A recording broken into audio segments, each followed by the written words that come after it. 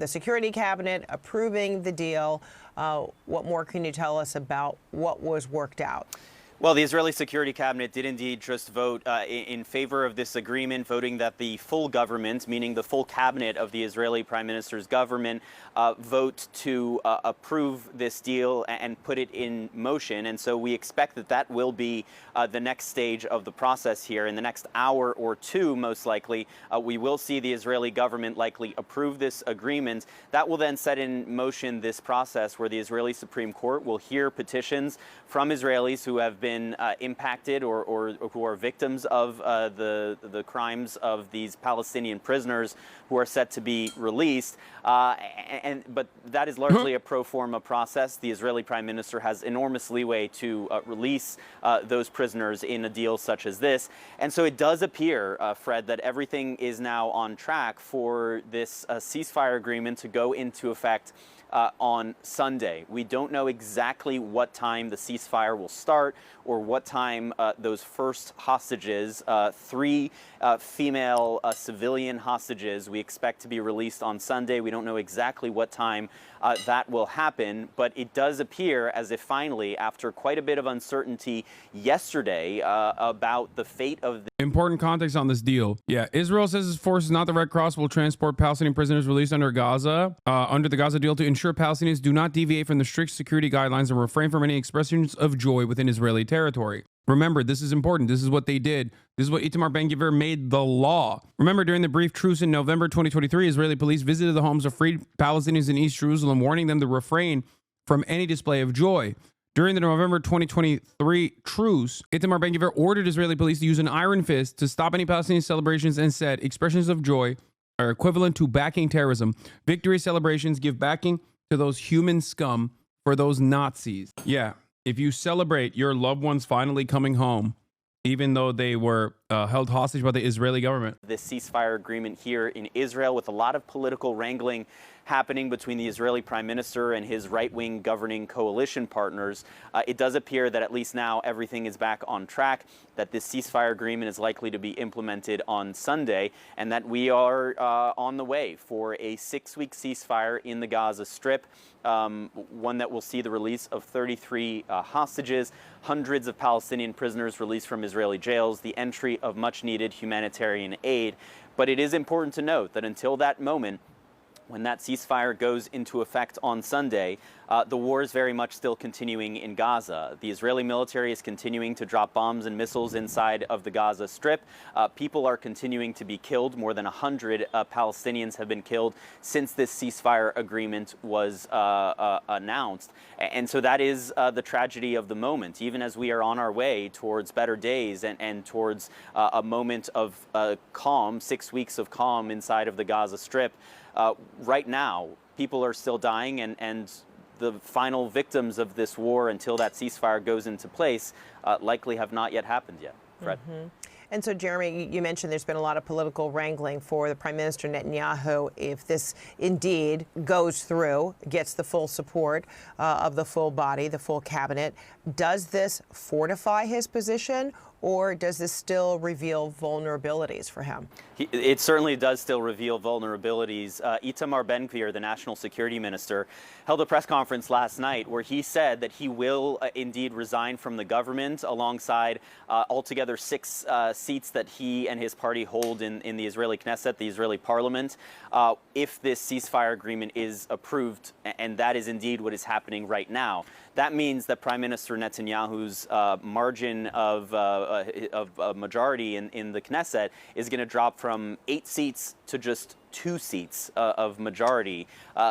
And then there's the question still of what is the finance minister, Bezalel Smotrich, going to do? He and his party, who holds 7 seats in the Knesset, have made clear that they will leave the government unless the prime minister provides them with assurances that Israel will go back to fighting the war in Gaza once the first phase of this agreement, meaning that 6-week ceasefire, concludes.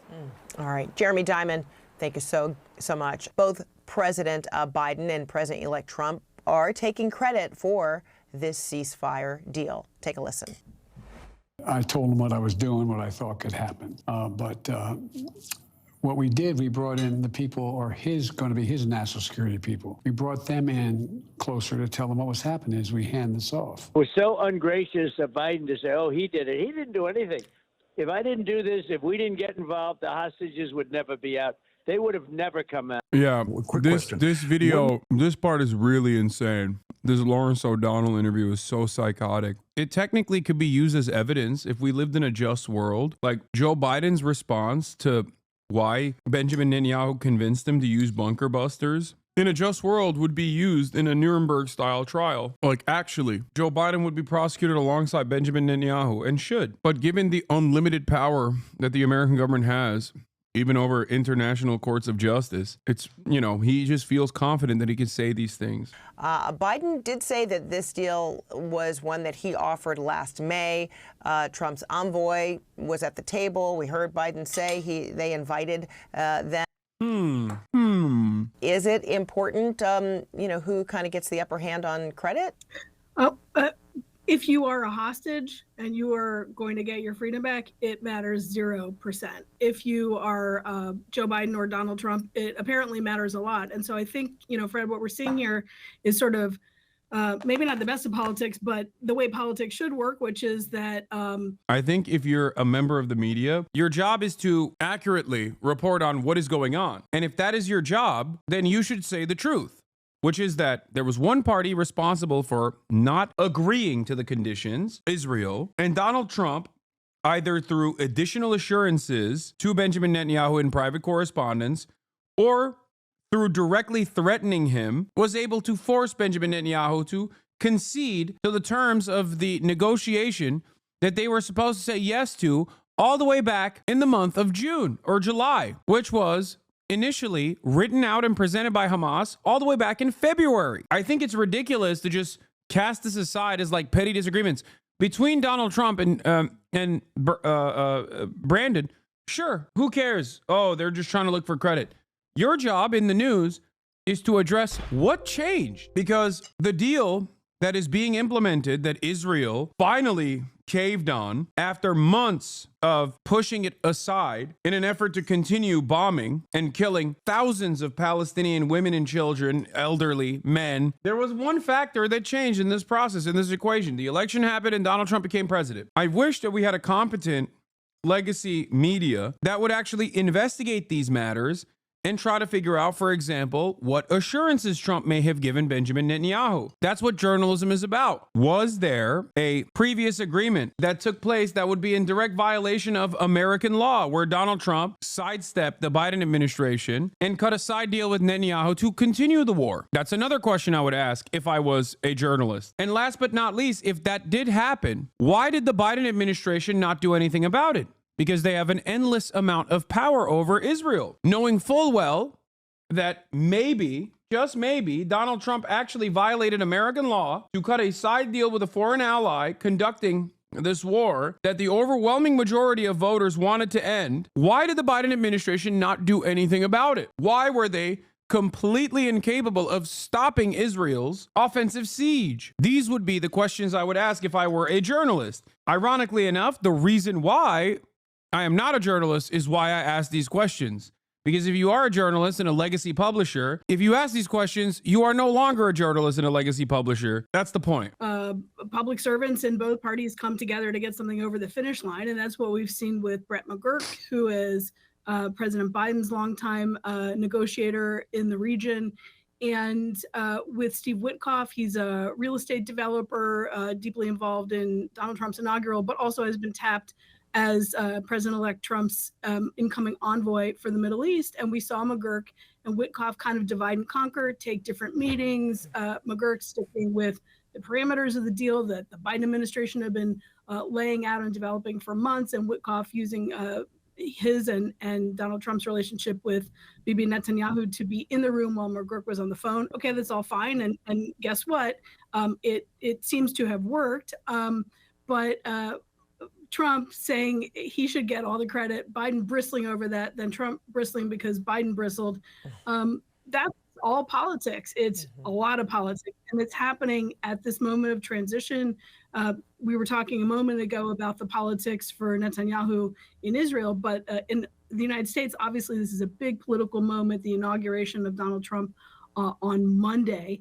And there are some echoes, it's definitely not an exact parallel, but some echoes of that transition from Carter to Reagan. Oh, the yeah. end of I can't help but think of that. Yeah, and the end of the Iran hostage crisis. And it was a little bit different in that case. But again, you know, it's clear by both. It was a little bit different because Carter was incompetent, but was still dealing with a foreign adversary. Joe Biden wanted the war to continue and held all the cards to stop it and chose not to do so. And I'll take it one step further, chose to lie actively at the behest of Israel as Israel undermined his influence, making a mockery of him. And the reality of the matter is the media also played this song and dance as well and still continues to do so. Whenever they talk about like, wow, how could Trump actually apply the right amount of pressure to Benjamin Netanyahu after Joe Biden tried for 15 months? They're literally lying. They know how easy it is for the American government to turn around and be like, yeah, you're done. Cut it out. Without our weapons, Israel cannot continue killing these people. Israel cannot defend itself without our weapons, without our surveillance. You had secret British spy planes flying from Cyprus over Gaza to also, on top of the American intelligence, offer additional intelligence to and strike targets to the Israeli occupying force. This was a multifaceted, multi-nation approach. This genocide was not only supported, not only defended on the public stage, but like directly supported by numerous Western nations. It's ridiculous that I can figure this out as a Twitch streamer sitting in West Hollywood, but these major reporters seemingly are oblivious to that reality. How could I so accurately, down to the wire, correctly predict exactly what was going to happen with the Trump administration from where I'm sitting? I don't have the gift of foresight. I'm not precogging it. I don't have a particularly large brain. I don't.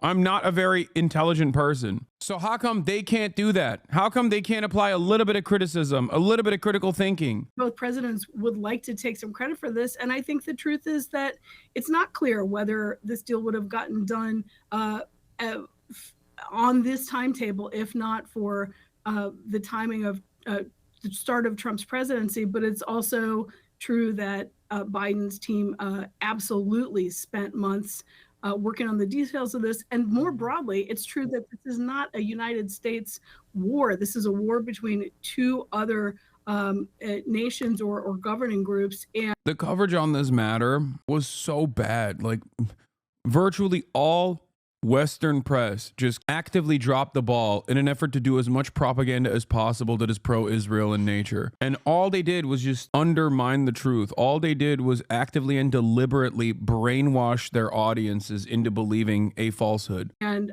there are many other factors at play that made a deal elusive and that are putting pressure for the deal now. So it's sort of typical U.S. political egotism to make it seem like it's all about these two presidents and either one of them can claim the mantle. But the bottom line is, in a few days, this is going to be Donald Trump's situation, the U.S.'s situation under the Trump administration to manage. And President Biden will be former President Biden. I hate this so much. It's not interesting to say, oh, this deal was 15 months in the works. That deal was already in the works. We know that already. We know that already. What's interesting about it is which was the party that actually was involved that refused to sign off on the deal? And also, why did Biden not pressure the party that refused to sign off on it? Why did Biden refuse to apply pressure to the party that did not sign off on it? But because they've started their position off of this lie that it was actually Hamas that was ruining the talks and not Israel, when it was just truly untrue, they have to maintain this lie over and over again. All the while, I have to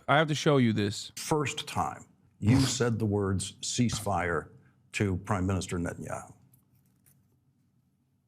The first time was probably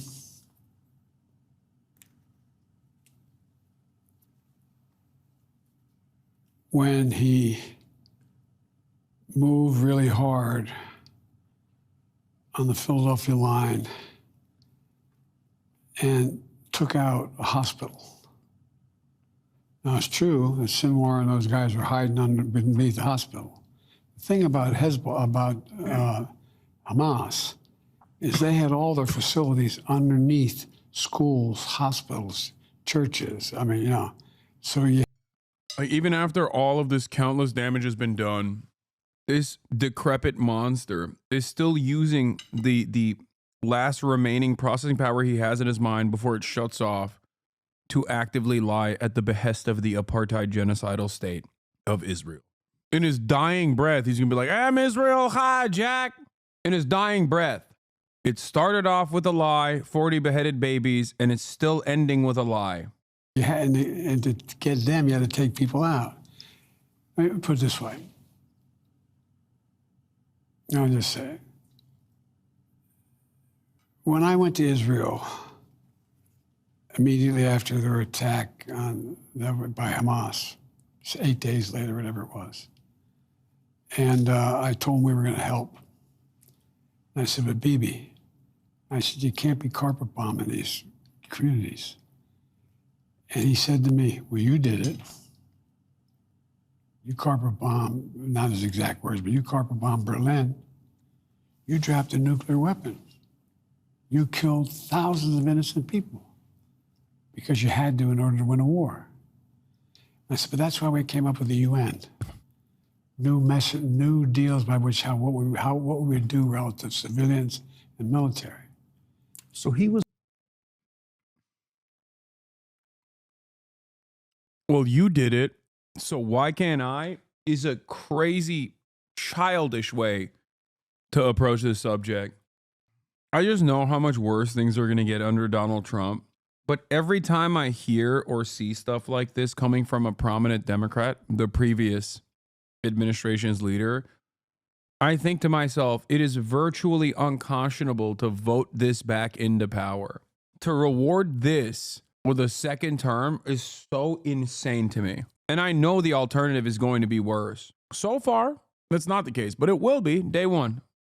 Just wait. I don't know. I don't know what to say about this. Woo, accelerationism is so funny to say because it's the Democrats and their incompetence that is accelerating us towards fascism.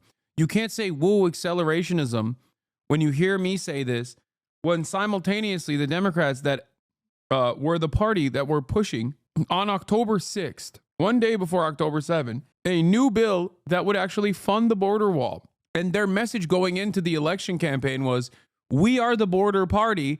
The Republicans are actually incompetent and don't truly want a border wall. Who do you think is accelerating America towards fascism? The supposed counterbalance to fascism that defends fascism tooth and nail, or a Twitch streamer that wants the Democratic Party to be competent, that wants the Democratic Party to be anti-fascist, that cannot comprehend how far right they have become as they endlessly supported a genocide with our tax dollars. It's insane. Just wait till you listen to what his justification that Bibi gave him was, which he basically summarized earlier. Was comparing 21st century war tactics, battle tactics, with World War II. Well, what he was really doing is he was going after me for saying you can't indiscriminately bomb civilian areas, even if the bad guys are there. Even if the bad guys are there, you can't take out 2, 10, 12, 1,500 people, innocent people, in order to get the one bad guy. And he made the legitimate argument. His perspective said, look, these are the guys that kill my people. These are the guys that are all over in these tunnels. Nobody had any idea the miles of tunnels are down there. It's amazing what they built. And they're sometimes 200 feet under the ground. Well, the way to get to them is take out the places where they were under which they got to the tunnels. And so that's the first time I had the discussion about bombing civilian areas was when I went over after the 9/11, after the.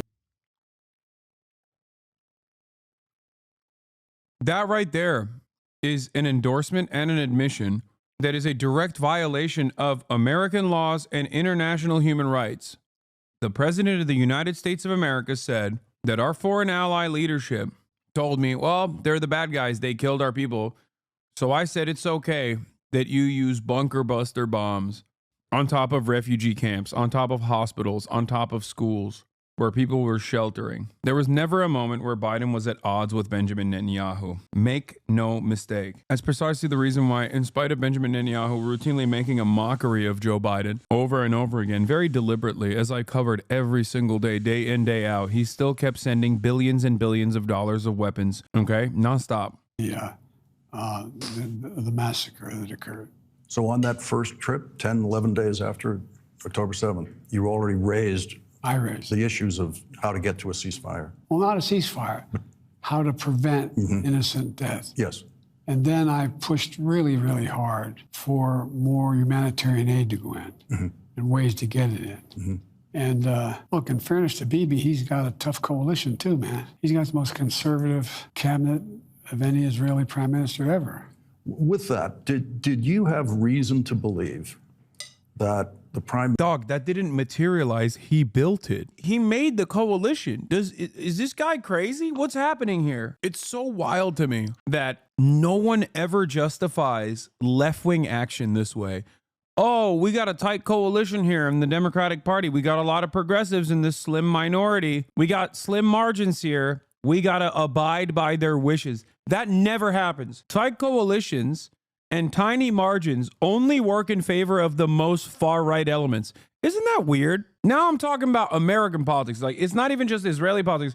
Just in general, in the Western world, isn't it weird how slim majorities, tiny margins, and coalitions that are put together with like ideological opponents seemingly only seem to benefit the far right? No one ever goes, well, the Progressive Caucus is a very important constituency, a very important coalition representing a very important constituency in the Democratic Party. This is why we got to do Medicare for all. Murder gets legitimized when it's the left doing it. Wait, what? There's a small chance that Trump is at odds with Benjamin Netanyahu? Dog, I don't think you understand.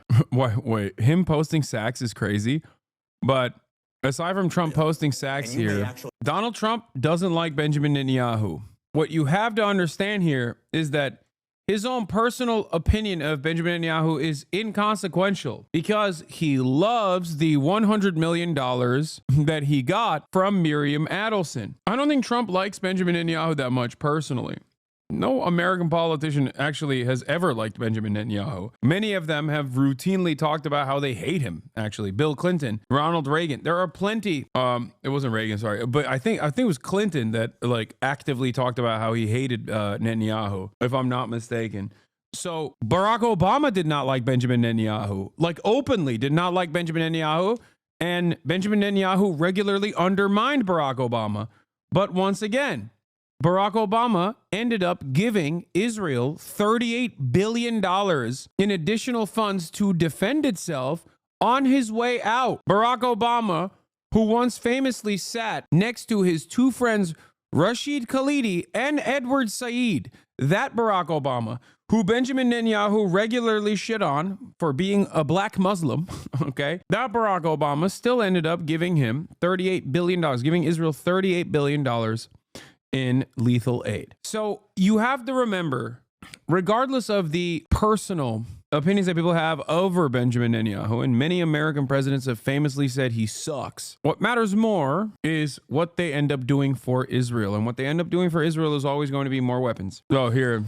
An open mic during last week's G20 summit caught President Obama and French President Nicolas Sarkozy complaining about Israel's prime minister, according to a report by Reuters.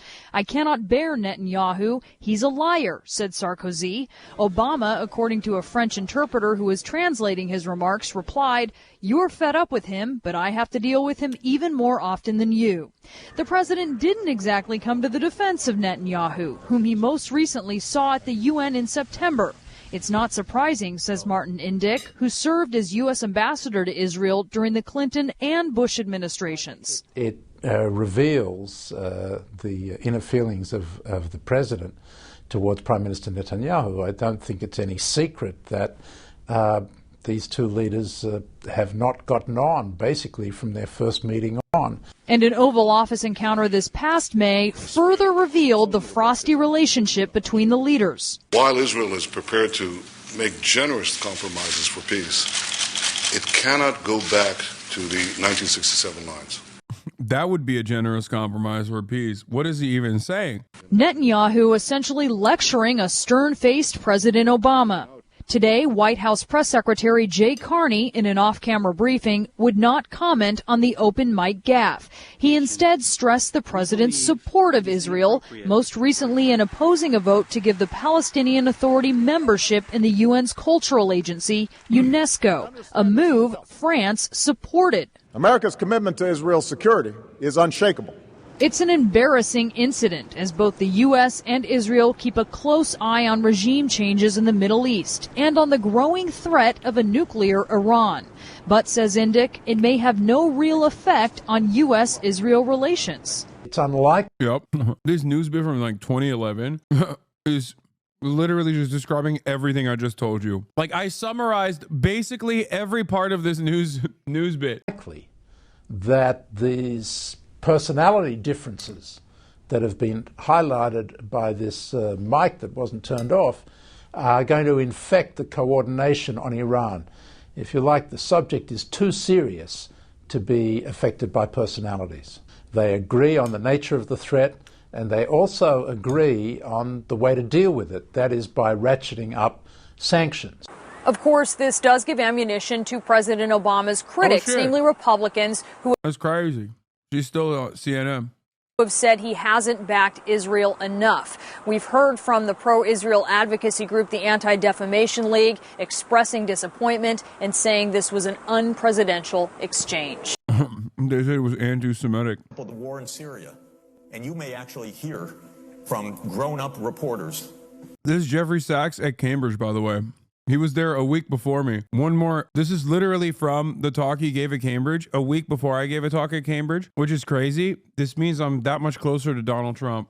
Once who again, are lying through their teeth or ignorant beyond imagining that, oh, the war in Syria, yes, Russia intervened in Syria. Well, do you know that that Obama tasked the CIA to overthrow the Syrian government starting 4 years before Russia intervened? What kind of nonsense is that? And how many times did the New York Times report on Operation Timber Sycamore, which was the presidential order to the CIA to overthrow Bashar al-Assad? 3 times in 10 years. This is not democracy. This is a game. And it's a game of narrative. Why did the U.S. invade Iraq in 2003? Well, first of all, it was completely phony pretenses. It wasn't, oh, we were so wrong, they didn't have weapons of mass destruction. They actually did focus groups in the fall of 2002 to find out what would sell that war to the American people. I love putting conspiracy music, like the Interstellar soundtrack, behind Jeffrey Sachs, because that's the only thing that hogs respond positively to. I swear to God, if you were to translate like Lenin's speeches and then obviously it can't be in any other language other than English. And apparently Lenin learned English in an Irish accent, so maybe you could do that if you want. But if you were to play conspiracy music behind it, like you could get the hogs to actually be on board with or Parenti. That's even better. Get a yellow Parenti speech and blast it with conspiracy music. You will literally make the hogs revolutionary third worldists. I'm not even kidding. It's just so funny to do this with the likes of Jeffrey Sachs. Like, you're looking at an academic and a member of the state that like viciously destroyed the USSR initially, but now is trying to atone for those sins at least a little bit. And you have, as long as you slap it with a conspiracy sticker, like as long as you slap the conspiracy music to it, people are like, hell yeah, he's speaking truth. Abe Schultzke, if you want to know the name of the PR genius. They did focus groups on the war. They wanted the war all the time. They had to figure out how to sell the war to the American people, how to scare the shit out of the American people.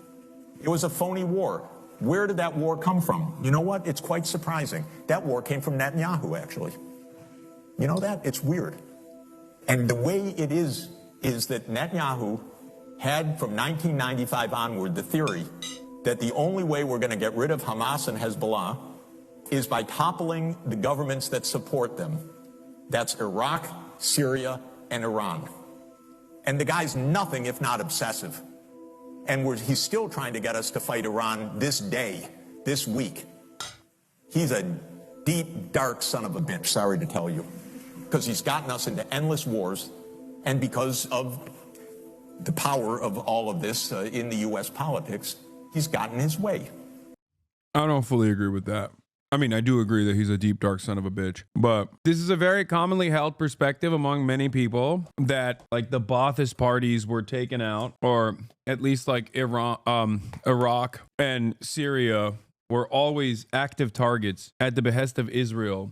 And it was actually at Netanyahu's direction that we, attacked these places or whatever.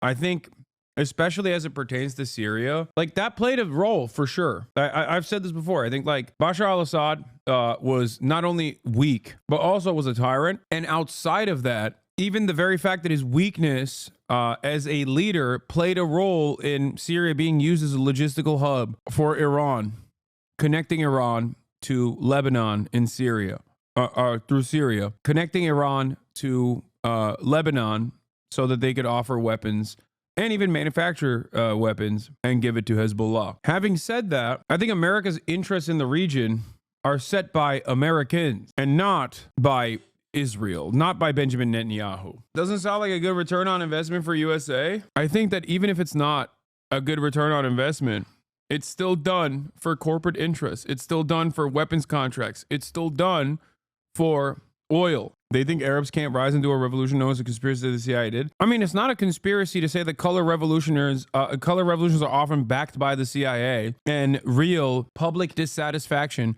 with any kind of autocratic administration very quickly turns into something that destabilizes that country at the behest of American foreign policy objectives. That much is 100% correct. And as a matter of fact, I would go so far as to say it's usually the case. The CIA doesn't have enough motion to instill dissatisfaction upon the public to the degree that there will be a real revolution in any country, right? They don't have that, which is why they will grab onto real points of contention. In Afghanistan, if it wasn't the Afghan government, the USSR aligned Afghan government's genuine ineptitude and awful violence on the countryside against those who they consider to be radical Islamists, if that had not taken place, then the CIA could not have actually armed and given people enough motion, like arm them, radicalize them, and actively use them as a weapon against the Afghan government, which then, of course, obviously led to the USSR actually invading Afghanistan. But that's the problem. It's a bit of both. It's always both. It never is born out of nothing. And sometimes it is born out of, I guess, nothing. And that's when it's ISIS. But it's very difficult for America to create genuine resentment against a government out of nowhere. And the only reason why ISIS could basically be cultivated and crafted was because of the prior destabilization that America had engaged in the region. That's not out of nothing, to be honest. Yeah, no, exactly. I'm saying that like ISIS in and of itself was not a popular movement or a popular mobilization, whereas color revolutions often do start as popular movements and popular mobilizations that the State Department takes advantage of and redirects towards a cause that benefits their destabilizing goals in the area, destabilizing goals in that nation, a foreign adversary. And with respect to ISIS, there was no popular mobilization there at all. It's not a color revolution at all. And that's the reason why I basically stated that ISIS in and of itself was separate. But even then, ISIS would never be able to exist in a country that wasn't destabilized already through prior destabilization efforts, through prior instances of war. That's why many in the region will, be the first to tell you that ISIS is an American invention, understandably so. But that war was totally phony. So what is this democracy versus dictatorship? Come on.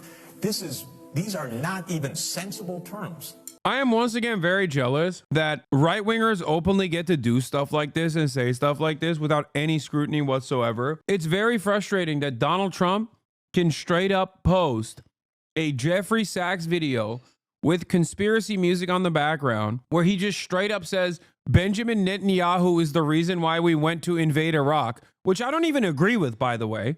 I don't even think he would fully agree with that sentiment either. I think it's a little bit reductive. But he can say that, and not a single one of these anti-Semitism defense institutions will turn around and get mad at that shit. But I can't even say Israel's an apartheid state without a bunch of motherfuckers coming at me and being like, that's the most anti-Semitic thing you've ever said, Hasan. How come right-wingers always have the unlimited amount of allotment? How come they can do whatever they want? I feel like if we were to, he just said it, but you said he wouldn't agree with it. No, I'm saying I think he was explaining it in a very reductive way. I haven't really listened to his broader analysis, but I suspect that Jeffrey Sachs is not like Benjamin Netanyahu single-handedly is responsible for America invading Iraq and doing 9/11 truther. You're jealous that Trump has motion? Yes, bro. Yes, I'm jealous of his motion. I'm jealous that, like, I swear to God, Donald Trump could literally bring about Medicare for all, okay? He would never do it, but if there was one guy who could do it, it's him. And it's not just because he's the Teflon Don. It's also because he is a right-winger. Like, we are so captive to the whims of the right that a dictatorial right-winger could just be like, yeah, honestly, we're going to kill every Mexican, but also simultaneously you're getting free healthcare. And Americans would be like, all right, I guess I'm on board now. The very same Americans that be like, nah, that shit is gay as hell. If a Democrat was able to push it through, would turn around and be like, no, I love that, actually. Thank you so much. Look how gracious and bountiful our Lord is. It's so goddamn annoying. He would do basically what Bismarck did in Germany and implement welfare in order to prevent the left from making any gains and bolster his own popularity. That's Cenk's argument. Yeah, the difference is I don't believe that he's going to do that. It is also endlessly frustrating, though, because, like, it's frustrating because, like, I care about good things happening, right? I care about good things happening to American people. I want the government to be competent. I want the government to actually work at the behest of the citizens. Okay, I want the government to improve the material conditions of working class Americans. But it's endlessly frustrating that the only people that have any sort of political freedom to do anything, really, are the Republican Party. And their audience is so receptive to it because they're so personally invested in, like, the cult of Trump that they would be like, all right, I'm Medicare for all now. I'm actually in favor of Medicare for all now because my God King did it. If it was Obama pushing for it, they're like, oh, he wants to do gay communism healthcare. If I go to the doctor will tell me gay. But when Trump is doing it, it's good. It's glorious, my king. The minister was delaying agreement with a ceasefire for his own politics and with the... Come on, guys. I think Trump is really going to do something that's going to help the majority of Americans anytime now. I'm pretty sure. No, I'm not saying that. I'm saying he would never do that. No, make no mistake. I'm not delusional. I'm simply annoyed that if he were to do that, that would be the only time it's allowed. That's what's annoying. It's like, it's maybe even doubly annoying that he does have the capacity to do that because he has motion, but he won't. Of course he won't, because he's a piece of shit. Part of the reason why he won to begin with. Do you not see what I'm saying? You're saying only Nixon could go to China? I mean, I guess to a certain degree, yeah. That's what I mean, yeah. I'm so annoyed that the Republicans are bound by a cult-like affirmation, which gives the Republican Party unlimited bandwidth to actually do things that would expend political capital.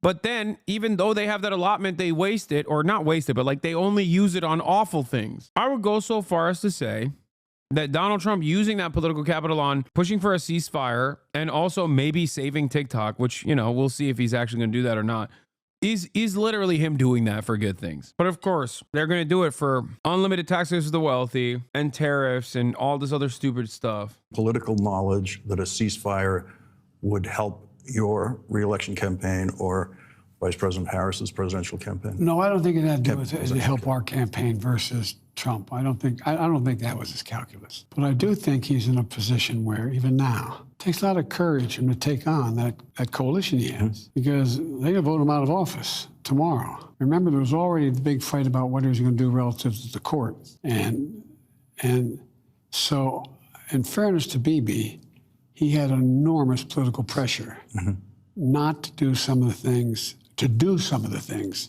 that in my belief I thought were counterproductive. Mr. President, I'd like to end this conversation where we began it, which is you last night getting up from that desk, and as I was being hustled out of the room with the rest of the press, I saw your family surrounding you, Vice President, and whenever I see that... I think China is the ultimate horseshoe theory issue. There's like this dude in Taylor Lorenz aligned with MAGA, but nobody else. Dude, there is perhaps no better indication that Nate Silver is so out of touch than to confidently express his opinions on an application that's being used by 170 million Americans. Nate Silver. Like, can you imagine this asshole being like... Nobody wants to like defend TikTok, dude. It's just like Taylor Lorenz and Nathan J. Robinson. It's like, dude, it's not even remotely popular to ban TikTok, man. You're the stat guy. You're the stat guy. How do you say stuff like this? Stop being embarrassed. The sinophobia is in thinking China is bent on global domination, literally an irrational fear of China, very definition of the term. What exactly are you afraid of China doing, Nate? And can you connect it directly to the working class in America? What are you talking about? I don't believe it's accurate to characterize China as bent on global domination. I'm aligned with MAGA. Even though one of my prime criticisms of the Trumpian right is their fearmonger about China, the point here is baffling. The thing I just genuinely despise about these demons is they're so locked in on their worldview. They just never actually open the window to look outside. This guy, Matty Iglesias, like all these people that have motion within the Democratic Party, within like the liberal halls of intelligentsia, are so unimaginably out of touch and so confident, so smug in their stupidity, it blows my mind. The aftermath of this election should have been a moment of feeling a little ashamed of yourself, right? And what did Matty Iglesias do? At least Nate Silver was like offering Trump's chances as a much higher likelihood all the way until the very last second. So like respect to him on that front, but especially Matty Iglesias, right? Matty Iglesias verbatim got every single thing he wanted out of the Kamala Harris campaign. And then he didn't waste a single moment immediately saying they didn't go, they went too far left. What's really frustrating about this process, putting together a team so I lose every election. What's really, really frustrating about this process to me is that there is this veneer of intellectualism present in the halls of liberal intelligentsia, right? Like the likes of the No Opinion or the likes of Matty Iglesias. Like all these guys, they have this air, this confidence, this intellect that they put forth. They're like, I'm well read. I know what's going on. I know what's up. You have to listen to me. I know what I'm talking about. But their zealotry, their ideological zealotry for third-way neoliberalism, and not even third-way neoliberalism necessarily, but like whatever the Democratic Party is saying they want to do, these guys will be institutional defenders of no matter what, unconditionally, especially Matty Iglesias. That kind of zealotry and brown-nosing causes them to be wrong all the time. And there are a lot of these people. There are a lot of these people out there, like the Reddit neoliberals, who are just like, I have no politics of my own. I just will always defend the Democratic Party unconditionally, no matter what, even if they lose all the time. If they lose, then, well, true democratic liberalism hasn't been tried, right? They do this over and over and over again. And it's frustrating because they are so devoid of any sort of real conviction, right? And simply are just trying to play catch up and defend the Democratic Party's ineptitude and incompetence. They are no different, in my opinion, than the QAnon supporters are. The very same QAnon supporters who are anti-vaxxers, who are absolute dumbasses, right? Like these guys who are just so stupid. Oh, they don't believe in real information and empirical evidence. Like, excuse me, here's my Brookings Institute research. You do all of this, and then your output is just as fucking stupid as Ashley Babbitt. Like, how do you live with yourself? You engage in the same thought-terminating cycles that these guys do. It makes me so mad. The only difference is that Ashley Babbitt and her kind are mouth-breathing morons that everybody understands are stupid and not well-read. You, on the other hand, are Ashley Babbitt, but gay, okay? Smug, gay Ashley Babbitt. That is the way I see a lot of these, like, neoliberal thinkers. Just as delusional, just as committed to the ideological zealotry, but a little bit better read, knows how to use larger words, and also smug and gay. Very annoying. In Babbitt's case, not only mind-altering, but life-changing. Yeah. Methinks you don't... Yeah, exactly. Methinks you don't actually really understand politics. You just don't understand, silly. How can you build a coalition when there are simply people who are at odds with the agenda of the administration? I don't know. Jail them. No one ever asked Trump how he builds his caucus. No one ever goes, hey, how is Trump gonna build his fucking caucus? No one asked that question. He just whips him into shape. What do you mean we got 10 different senators from Maggie Hasan all the way to now John Fetterman, who's joined those ranks as well, to the likes of Joe Manchin. Oh, they're just going to always play the role of the spoiler. Nothing we can do. Jail them. Make them play ball. I don't care. There are many different ways in which a competent administrative state can enforce its agenda. This is the agenda that people voted for democratically. If you care about democracy, you're going to make those fuckers vote for these bills that the people want, that they demand, that they voted for, that will genuinely improve their material conditions. Even if you're not going to jail them, remove them from their committee positions so they can no longer entertain, wine and dine, or get wined and dined by lobbyists. Remove the crumb of power they have. Oh, Hasan, West Virginia is a plus 35 red state. If Joe Manchin isn't there, we're just going to lose that. Okay, fine. We lost it anyway. He's there for the right votes. He's there for the appointments. He's there for the court appointments. You simply don't understand the minutia of politics. I do. He's there for the court appointments. He's going to be there for the agenda. And if he's not there for the agenda, he's no longer going to sit on the Energy Committee. That's it. You think Joe Manchin would get this level of clout and prominence if he was just another Republican senator from West Virginia? Of course not. Oh, he might flip parties.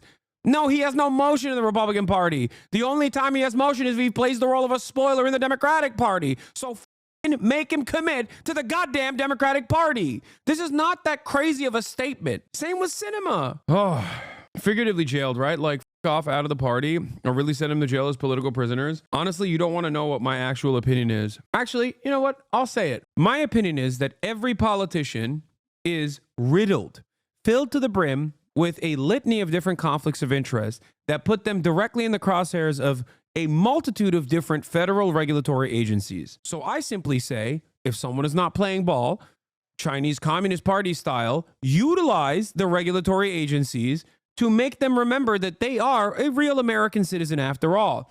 Because if the average American citizen engages in the same conflicts of interest, whether it be insider trading, trading on not publicly available information, for example, they go to jail. So why not send Joe Manchin to jail? Why not send Nancy Pelosi to jail? You have that power. Oh, I'm sorry. The average Americans have to abide by the law, but our politicians don't? What a ridiculous situation. If your daughter is caught price gouging insulin in the state that you are the senator of, she goes to jail and you get investigated for your involvement in the affairs. So yeah, why let this corruption run rampant if you're not going to use that corruption to push for your influence? What is the slippery slope argument? If you don't want to go to jail, don't do crimes. Virtually every politician is so corrupt to the bone that we have basically decided, like, they're all corrupt. What are you going to do about it? Basically, what's happening in Mexico, in order to get the judicial reforms passed, to get judges elected by the people, the ruling Morena party cut a deal with a corrupt senator to vote in favor of it. What do you think about that kind of pragmatism? Good. What do you mean? Cutting a deal with a corrupt senator? Oh my God. You think I would care if we got some of the worst scumbags on board with Medicare for all, for example? It's not a direct equivalent here. Okay, let's say the Supreme Court. The Supreme Court is an inherently undemocratic and flawed institution. Let's say in order to abolish the Supreme Court and make people directly vote for Supreme Court justices going forward, you need legislation to be put in place. And in order to get that legislation with a filibuster-proof majority, you have to go to some of the biggest racist Republicans to vote in favor of it. You think I'm going to say no? You think I'm going to say, oh man, we can't do that. These guys are bad politicians. They're bad people. I don't care. Same with Medicare for all. In order to get a filibuster-proof majority for Medicare for all, we're going to have to get some politicians that are really right-wing on board without making any concessions to them whatsoever. Okay, great. I don't care. The Mexico situation is even better than Chatter said. More than cut a deal, they threatened him with jail. It's awesome because the senator was omega corrupt. There you go. Wait, so they are doing what I was saying. Never mind. They were already using prison as an alternative. My point is that the deal was this senator was basically getting investigated for corruption and bound for jail, so the deal was stay out of jail as long as you vote for us. Oh, great. Yeah, no, awesome. I mean, that's what I was saying. That's what I was saying that Biden should do. If politics is the art of what's possible, and we're already making corrupt deals with awful charlatans on a regular basis to do untold amounts of evil all around the globe and to our own fellow Americans, then why not do it in favor of something good for once? That's my issue. That's why even on Pod Save America, I said, if there was a genuinely committed, real social democrat, doesn't have to even be a socialist, a real social democrat that is going to socialize key sectors and improve the material conditions of the American public, I would be the number one regime defender. That's it. And that's me being pragmatic. I wouldn't turn around and be like, well, actually, they're not implementing, they're not developing a militant Marxist-Leninist vanguard party, so I'm not on board. Like, there are plenty of people who would say that. Not me. Not me. I'm down. I mean, look, I glaze China all the time for good things that they do. If the American government was doing similar things in terms of like even development, in terms of massive infrastructure projects, in terms of building a network of high-speed rail, greatly improving public transit, genuinely improving the social safety nets, I would be a regime defender. It's that simple. Yeah. No, sorry. I'd be running around saying democratic socialism is the left wing of fascism. I'd be running around while we're implementing socialized medicine. I'd be running around being like, no, these are social fascists. Okay. These are social fascists. Where are the workers' committees? This is social fascism. Unacceptable. What we must do is go back to the norm. Unrestricted capitalism.